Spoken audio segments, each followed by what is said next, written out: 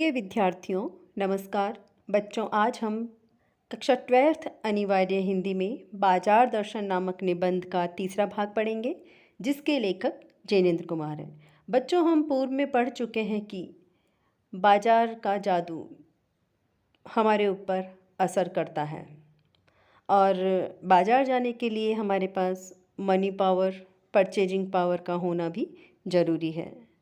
हमें बाजार को सार्थकता देनी चाहिए और हम सार्थकता तभी दे सकते हैं जब हम अपने मन को लक्ष्य से भरें, यानी कि आवश्यकता की चीज़ें ही बाजार से खरीद कर लाएं।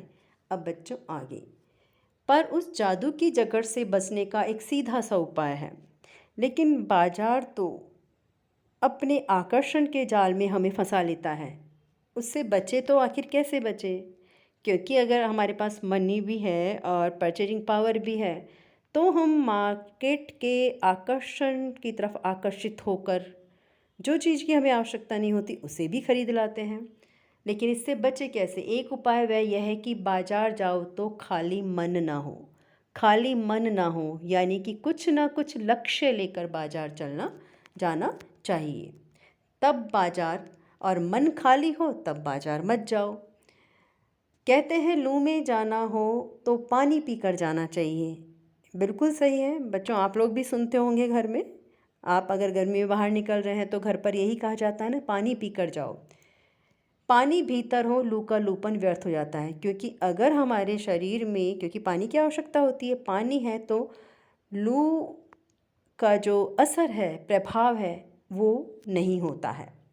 मन लक्ष्य से भरा हो तो बाजार भी फैला का फैला ही रह जाएगा। ये ही बात बाजार पे भी लागू होती है कि आपका मन अगर भरा है, अर्थात आपने निश्चय किया है कि मुझे बाजार से ये लेना है, तो बाजार में चाहे कितनी ही अच्छी आकर्षक वस्तु या चीज़ हो, आपके लिए सिर्फ वो फैला की फैला है। क्योंकि आप वहीं जाएंगे जिस दुकान पर आपको अपनी आवश्यकता का सामान मिल जाएगा।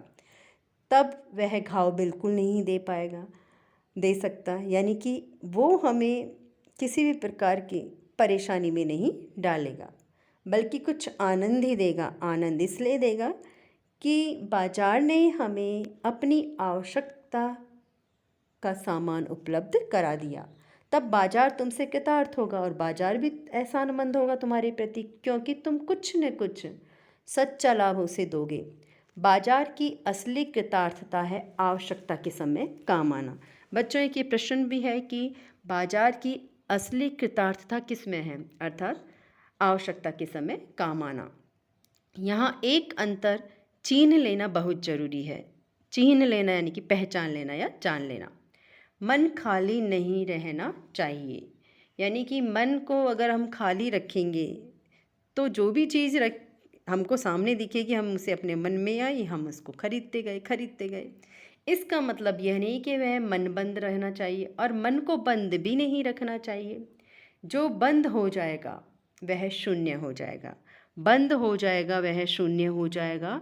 अर्थात अगर हमारे मन में कुछ इच्छा ही नहीं है तो वह मन शून्य है, खाली है।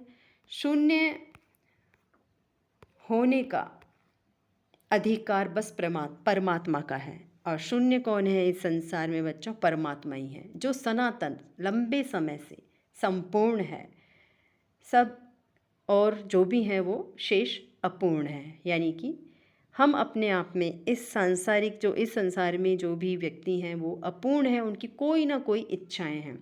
इससे मन बंद नहीं रह सकता। इसलिए हम मन को ज़बरदस्ती बंद करें तो कैसे करें? वो बंद रह ही नहीं सकता।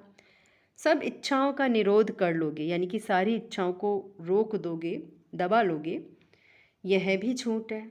और अगर इच्छा निरोधस तपह का ऐसा ही नकारात्मक अर्थ हो तो वह तप झूठ है। अगर हम अपनी इच्छाओं का निरोध करने वाला तप कर रहे हैं तो ये सरासर झूठ है।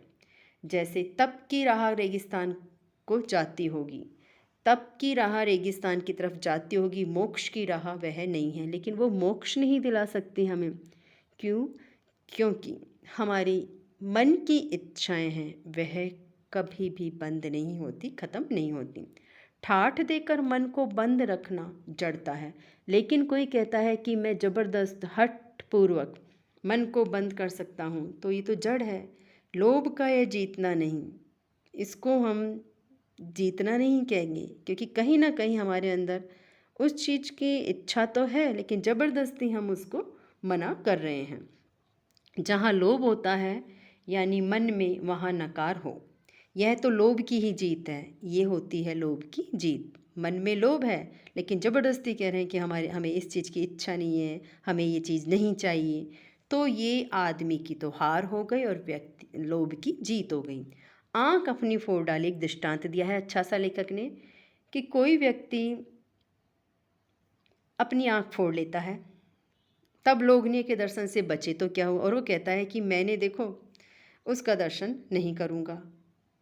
इच्छा तो है दर्शन करूँगा, लेकिन आँख फोड़ ली कि आँख ही नहीं रहेंगी तो क्या दर्शन करूँगा ही नहीं। ऐसे क्या लोभ मिट जाएगा? लेकिन मन का क्या करेंगे? मन में तो है ना हमारी इच्छा, हम तो बाहरी आँख फोड़ रहे हैं। ऐसे क्या लोभ मिट जाएगा? और कौन कहता है कि आँख फूटने से रूप दिखना बंद हो जाएगा? आँख फोड़ने से क्या हमें कुछ दिखना बंद हो जाता है? नहीं बच्चों, मन की कल्पनाएं, मन के सपने कभी भी ख़त्म नहीं होते। क्या आँख बंद करके ही हम सपने नहीं लेते हैं? और वे सपने क्या चैन भंग नहीं करते हैं? वो सपने भी हमें परेशान करते हैं। इससे मन को बंद कर डालने की कोशिश तो अच्छी नहीं, वह अकारत है। इसलिए मन को ज़बरदस्ती बंद करने की कोशिश है, वो बेकार है। यह तो हट वाला योग है। ज़बरदस्ती हम अपने आप को इस तकलीफ़ में डालते हैं कि हम योग कर रहे हैं, हमें ये चीज़ नहीं चाहिए, वो चीज़ नहीं चाहिए। शायद हट ही हट है, जिद है, योग नहीं है। इससे मन कृश भले हो जाए और पीला और अशक्त जैसे विद्वान का ज्ञान, हमारा मन इससे कमज़ोर हो जाता है। वह मुक्त ऐसे नहीं होता, इससे वह व्यापक की जगह संकीर्ण। इससे तो ज़बरदस्ती हम उसको बंद करने की कोशिश करेंगे तो वो व्यापक की जगह संकीर्ण, संकुचित हो जाएगा, और विराट की जगह, महान की जगह क्षुद्र यानी कि तुच्छ हो जाएगा। इसलिए उसका रोम रोम मूंद कर बंद तो मन को करना नहीं चाहिए। हर व्यक्ति की कोई ना कोई इच्छा होती है, लेकिन उन पर नियंत्रण या संयम रखना चाहिए, बंद नहीं करना चाहिए। वह मन पूर्ण कब है? हम में पूर्णता होती तो परमात्मा से अभिन्न हम महाशून्य ही नहीं होते। अगर हमारा मन पूर्ण होता तो हम परमात्मा ही होते ना। अपूर्ण है, इसी से हम मनुष्य हैं। सच्चा ज्ञान सदा इसी अपूर्णता के बोध को हम में गहरा करता है। सच्चा कर्म सदा इस अपूर्णता की स्वीकृति के साथ होता है। अतः बच्चों, इसमें लेखक के दार्शनिक विचारधारा भी आई है।